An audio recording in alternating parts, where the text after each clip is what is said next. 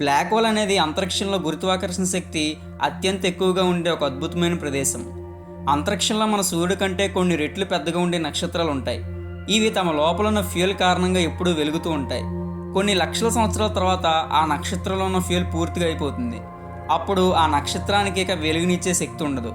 ఆ సమయంలో ఆ నక్షత్రం తన బరువును తానే మొయ్యలేక దానికున్న గురుత్వాకర్షణ శక్తితో లోపలికి నొక్కుకుపోతుంది. ఎగ్జాంపుల్కి ఒక పెద్ద బెలూన్ని గట్టిగా నొక్కి ఒక చిన్న పాయింట్లోకి తెస్తే ఎలా ఉంటుందో, ఈ నక్షత్రం కూడా అంతే పెద్ద పరిమాణం నుండి అతి చిన్న బిందువుగా మారిపోతుంది.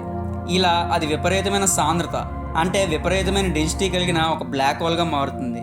ఇంకా అర్థమయ్యేటట్టు చెప్పాలంటే ఒక పెద్ద నక్షత్రాన్ని చాలా చిన్న ప్రదేశంలో ఇరికిస్తే వచ్చేదే బ్లాక్ హోల్.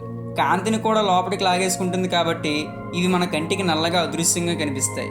వీటి చుట్టూ ఈవెంట్ హొరైజన్ అనే సరిహద్దు ఉంటుంది. ఈ సరిహద్దుని దాటితే ఏది బయటికి రాదు.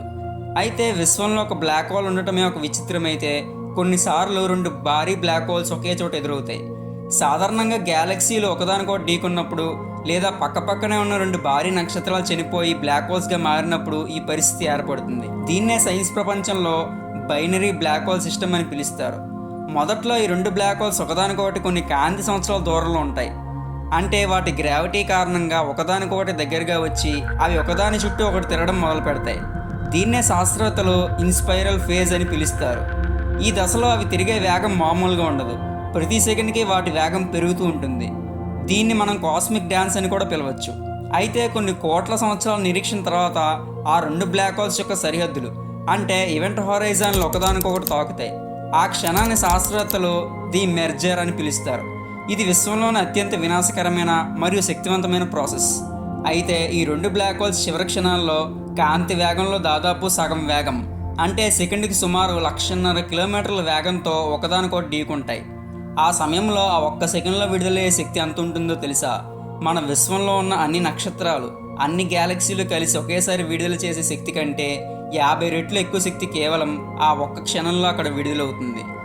ఆల్బర్ట్ ఐన్స్టైన్ ప్రతిపాదించిన E=mc² ఈక్వేషన్ ప్రకారం ఈ రెండు బ్లాక్ హోల్స్ ఢీకున్నప్పుడు వాటిలో ఉన్న కొంత మాస్ ఎనర్జీ కింద కన్వర్ట్ అవుతుంది. ఇది జరిగినప్పుడు నీటిలో అలలు ఎలా అయితే వస్తాయో అంతరిక్షంలో కూడా గ్రావిటేషనల్ వేవ్స్ అనే అలలు పడతాయి. ఈ గ్రావిటేషనల్ వేవ్స్ కొన్ని కోట్ల కాంతి సంవత్సరాల దూరం ప్రయాణించి మన భూమిని చేరుతాయి. 2015లో లిగో అనే రీసెర్చ్ ఫెసిలిటీ ద్వారా మనం మొదటిసారిగా ఈ గ్రావిటేషనల్ వేవ్స్ని కనుగొన్నాం. దీనివల్ల విశ్వం ఎలా ఏర్పడింది, బ్లాక్ హోల్స్ ఎలా పనిచేస్తాయి అనే రహస్యాలని తెలుసుకునే అవకాశం ఉంటుంది. అయితే రెండు బ్లాక్ హోల్స్ ఒకదానికొకటి పూర్తిగా కలిసిపోయిన తర్వాత అక్కడ ఒక సరికొత్త బ్లాక్ హోల్ జన్మిస్తుంది. అయితే ఈ ప్రాసెస్లో కొన్నిసార్లు ఒక వింత జరుగుతుంది.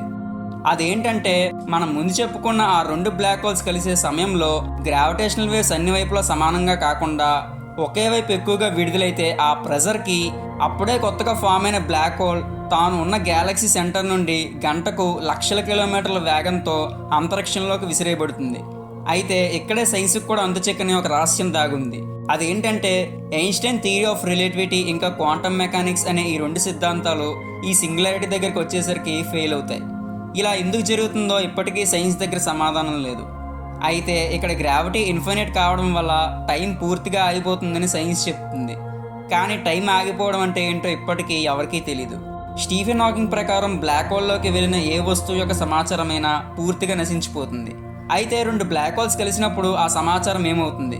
అయితే కొంతమంది శాస్త్రవేత్తల ప్రకారం రెండు బ్లాక్ హోల్స్ అంత వేగంతో ఢీకున్నప్పుడు అది మరో విశ్వంలోకి లేదా కాలంలోకి ప్రయాణించడానికి ఒక వార్మోల్ లాంటి మార్గాన్ని సృష్టిస్తుందని భావిస్తున్నారు.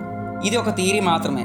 అందుకే బ్లాక్ హోల్స్ అనేవి కేవలం అంతరిక్షంలో ఉన్న వస్తువులు మాత్రమే కాదు, అవి విశ్వం యొక్క పుట్టుక మరియు అంతం దాగి ఉన్న అతిపెద్ద రహస్యాల్లో ఒకటి. యూనివర్స్లో వార్మోల్స్ నిజంగా ఉన్నాయా? మీ అభిప్రాయాలని కింద కమెంట్ సెక్షన్లో చెప్పండి. ఇలాంటి మరెన్నో స్పేస్ రహస్యాలు తెలుసుకోవడం కోసం మన కాస్మోస్ అండ్ ఛానల్ని సబ్స్క్రైబ్ చేసుకొని పక్కన ఉన్న బెల్ బటన్ని యాక్టివేట్ చేసుకోండి. Thank you for watching.